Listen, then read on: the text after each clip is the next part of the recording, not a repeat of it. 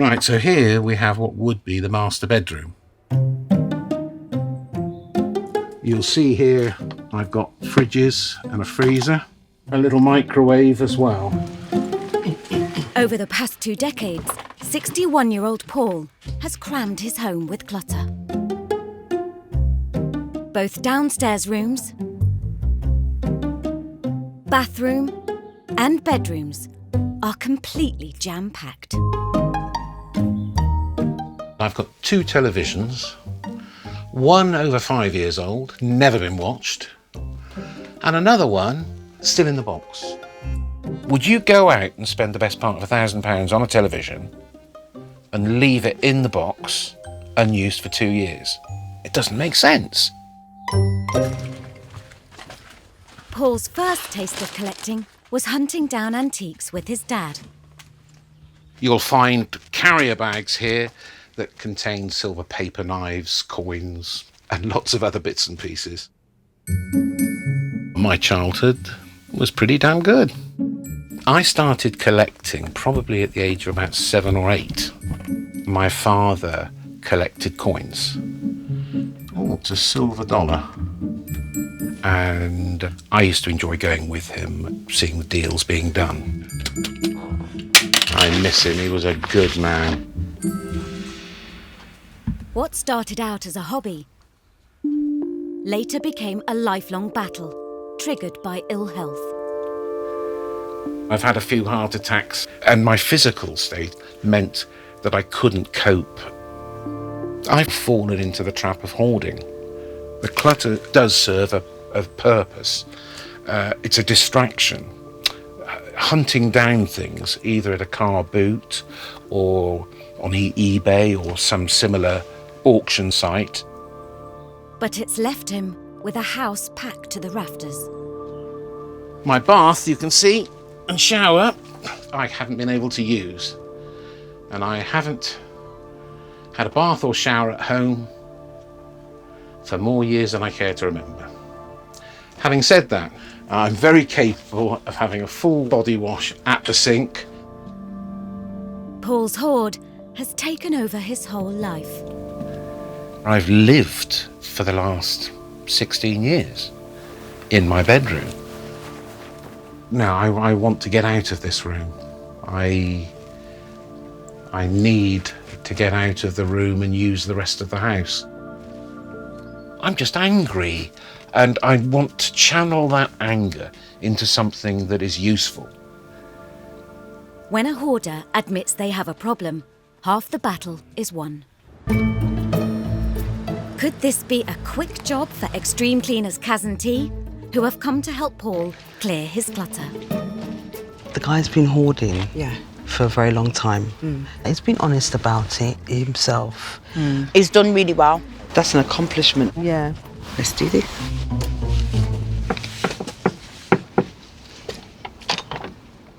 Good morning. Welcome. Hello. Come into my hovel. Thank you very much.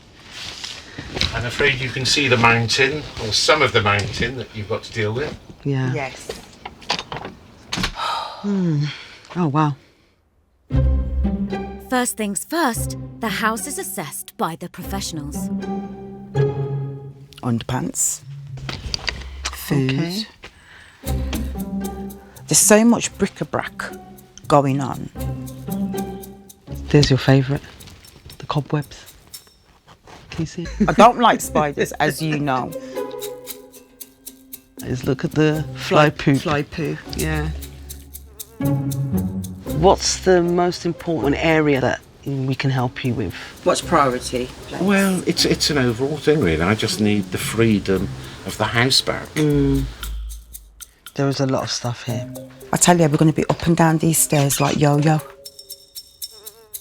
This is the bathroom. Jesus Christ. That's the bath. So where does he bathe? At the moment, the only place I've got to sit down in my house is on my bed. Right. You know, which I've used as an excuse, if you like, to stay in the bedroom. Okay, that's where Paul sleeps. My goodness. This isn't good. No, it looks like a cell. I'm using this as a springboard, I hope, Yeah. to change my life. I don't know how he copes. And he really needs our help, innit? Definitely. It's ready. Having seen the extent of the problem, Kaz and T brave the master bedroom first. That needs to go straight in the tip. And it's a bit more than they bargained for. Oh my God. Oh, maggots. That is just something else. I don't know. It's just bad. Oh my God, vile. There could be a dead rat there. I don't know. Vile. There's all sorts of little creepy crawlies going on in here. I'm excited at the moment rather than scared. I want this stuff. Tidied away. I didn't say gone. When a hoarder decides to address the problem, you have to act quickly before they change their mind. At Paul's cottage in Bath, it's all systems go. What have you got in there then? A little larvae, a little bit of maggots, bit of bin juice. But extreme cleaners Kaz and T are about to hit a barrier, and it's in the last place they would expect. Oh dear Lord. Oh my life. Oh my God. The smell is terrible. It's vile. It's really, really bad. Oh Lord. Oh, Jesus Christ. The mucky mess can be bagged and binned. Now Paul's willing to let go. Please don't throw that away, yeah. Or can it? Even if it's gone out of date. Yes. Right. Kaz and T's quick and easy job has become a lot harder because Paul wants to check everything they want to scrap, even if it's past its use-by date. Right, so it's my understanding that you don't want any jars thrown away, you don't want any tins thrown away, as long as they're intact, they're to be kept. Right. So if something like the gravy granules were off, the All of this biscuits is were in off. daily use. Yeah. I can't get downstairs sometimes, so I have to have facilities here to be able to cook, to have stuff in the fridge. You'll find, I think, apart from maybe the mayonnaise, the mayonnaise can be thrown. Anything obvious. You cannot say that to me, Can't I? because I'd throw the whole lot away. Oh, right. Because what I'd throw away, So you even want though to it's perfectly within date and there's nothing wrong with it, it's been kept refrigerated, you throw it away. I would throw the whole fridge away. I'm not in the fortunate position of earning a living. And sadly, things that you wouldn't accept, I have to accept. The fear of not meeting basic needs can lead to the hoarding of food, but Kaz and T are concerned. It's absolutely ridiculous. How can you want to keep cans that are out of date? We do this 101 times, yeah. We've never gone anywhere where anyone's happy the first day we're there. Yeah, but no one's ever wanted to keep gone off food. No, fair play, nobody has, but it's a first for everything. With so much clutter to sift through, Please be careful, it's very heavy. they've got their work cut out. Maggots, flies, Rat droppings. Rat droppings. The you smell of name it. rat urine is so strong. Nice one, Kaz. Day one, and I feel that we've got a good chunk of work done. It's difficult because he needs the help, but he doesn't want to let go of certain things. I think they were a little surprised in how freely I let stuff go. The place is looking bigger. You know, I've got acreage now.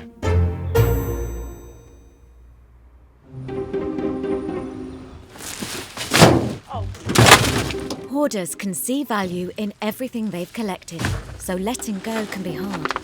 And it was sat by that freezer in the... In Bath, Paul's keeping a close eye on everything Kaz and T take to the skip. I want to be a part of deciding, yeah, it can go, as opposed to it just being, where's it all gone?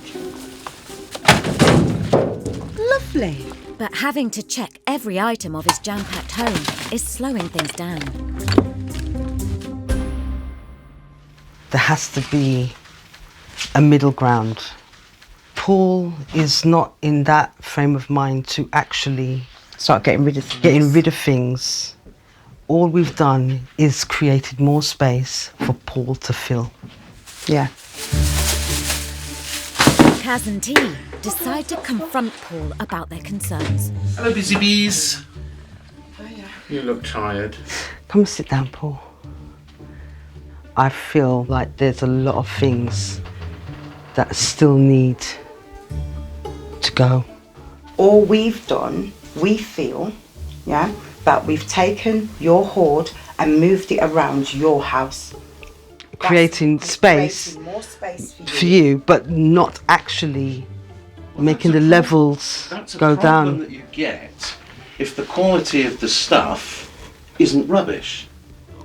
The only reason I'm keeping the stuff that's here is it's either of use to me or it's got a value. Right. What is it that you're saying that's rubbish? Gone off food. If you're saying to us keep the tins and keep I'm jars, saying then we're going to do that. And this is what we've been doing. And that's what's taken time because we've had to sift through it. Perhaps you don't understand. I am not going to waste a tin of corned beef, something that would cost me £2.50 to buy, if it's all right. And a lot of the stuff in cans from the Second World War is still edible now. So please don't try and lecture me. We didn't know that you'd want to keep so many things. We've been through this once already. Paul, we're here for you. With Paul's hoard still of value to him, at the moment, Kaz and T can't see a way forward. I don't even know if we're going to make a dent. If it's a case of filtering through everything, we're going to make more mess before you see anything happen.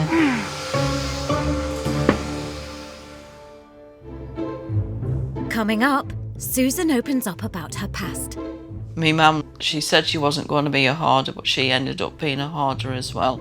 Here we go. And has Paul actually found some treasure in his hoard? That page alone is worth £6,500 to £7,500. You can't be rummaging through there. And is Britain's biggest hoarder at it again?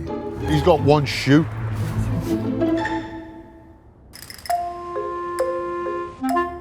I haven't seen, what is it called, the pot of gold at the end of the rainbow. I haven't found that yet.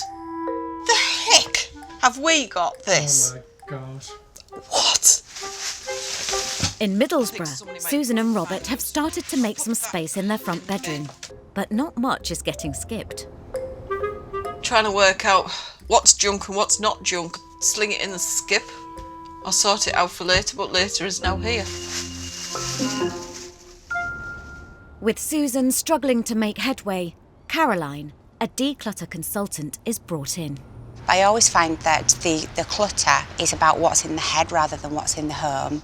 I'm keen to see what progress has been made and how Susan and Robert are feeling about that. It was nice to hear some laughter as I came in the door. It's been laughter and tears, but you've about an hour ago you'd have seen me cry. Now you're in me laughing. Oh. OK, so we're going to go through each item one by one. Let's pull out something else. It's important for hoarders to feel in control and that there is some worth in what they've collected.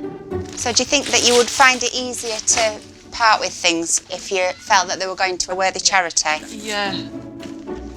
OK. Charity shop? Yes, Fantastic. very much so. Right, super. Thank you. Gradually, Susan and Caroline separate the hoard into what can be donated Charity. and what can go into the skip. I think that can go in the bin. Yeah. Well done, brilliant. You're doing really well. Look at all that floor space now. Oh, Robert! They're not to go out. But Susan's anxiety is still high. Just go down and tell the man to stop him I want at the them. skip. Tell him no. Susan, we can go and get them. It's fine. It's okay. Yeah, but I didn't know which ones they were. Do you want to go down and get them, Robert? I expected that for somebody with hoarding tendencies because she's not going to let a box go until she's gone through it and gone through each item, and that's her feeling in control, so it's really important that we let her do that. It is stressful because I still feel like shutting the door and saying forget it and just want everybody to go away and leave me alone, and I'm thinking, no, take a step back. It's all going to be piled up, the charity shops aren't going to get it, and we're just going to be back to a dumpster. Yeah, let's do it.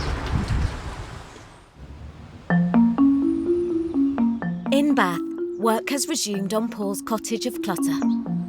Oh my God, that's full of brown juice. And today, they've got an extra pair of hands from Megan. Careful, careful. That is liquid. Okay, you got it? Yeah. Oh my God, what is it? Oh, it's vile. It smells like... Yeah, it does have a strong smell.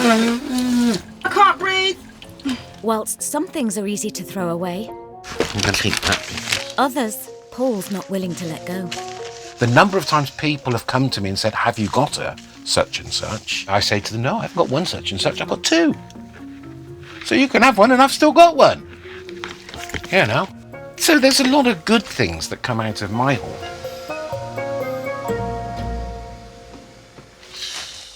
But today, he's discovered a poem hidden in his clutter that has made him reflect on his hoarding. Right now, he's just a wee bit down and feeling just like sin. But knowing him, he'll bounce right back and face life with a grin. Someone close to him wrote it about Paul 18 years ago, and the sentiment still rings true today. The difficult thing is accepting this help. We'd rather they left us alone. Soon things will be as they were before. In Paul's little house again, he'll take great joy in his life once more and forget this time of strain. I've been hoarding here for about 16 years. It is not easy to accept help. I don't want to be a hoarder. I don't want to waste the opportunity I've had to clear my house. Do you have use for this? Nope, can be thrown away. Okay, what about this? Thrown away. Moved by the memories of those who have tried to support him in the past, Paul decides to accept Kaz and T's help. Without checking out. Paul, can you see the dent we've made already? Oh yeah, it looks fantastic. I feel much better for that. Meanwhile, in Bath, attention has turned to Paul's master bedroom. Oh, Jesus, we've got air.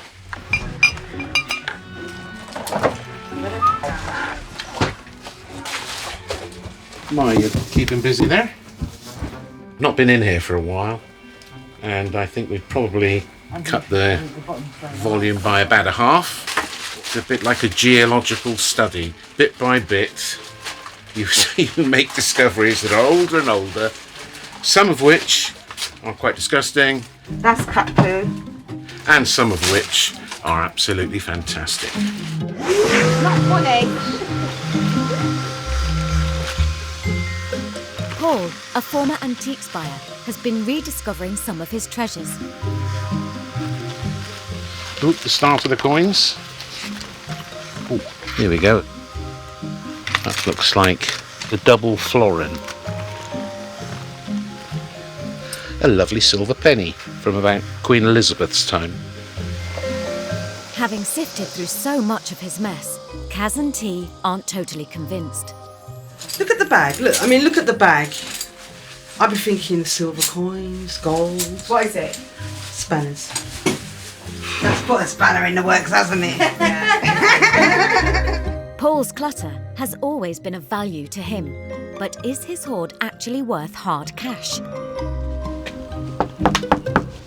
Local antique dealer Mike has come to see his collection. Nice to meet you. Nice to meet you.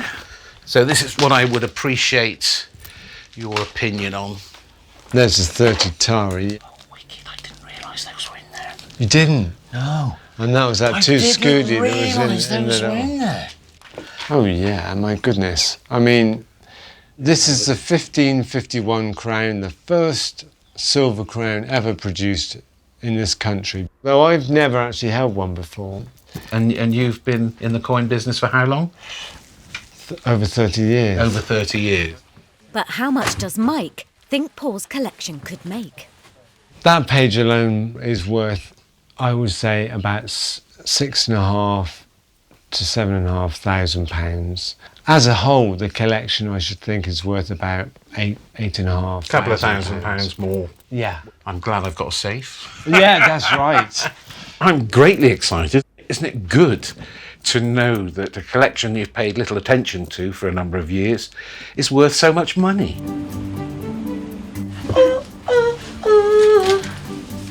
Can you feel the force? In Bath, progress is being made in Paul's cottage. Back, push back. Look at all this room now. Look at this. Look at all this room. We got space. Space. Come, Meg. We got space. Come, Meg. We got space. Let's crack on.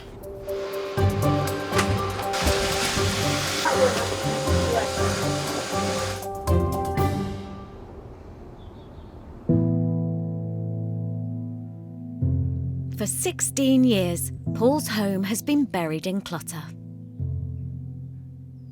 This room was a mini rubbish tip with rotten food, empty bottles, maggots. I just hope he's pleased with what we've done. My goodness me. I didn't realise it was as big as this. I know. You have been so busy. You have done a fantastic job. Thank you. It just makes life so much easier for me. I'm so grateful for that. Where once his dining room was a mountain of mess, it's now somewhere he can enjoy with friends. And the bath that was jammed with junk can be used for a soak once again. They worked with a spirit and a verve that can only be admired. Window! Hello, Window.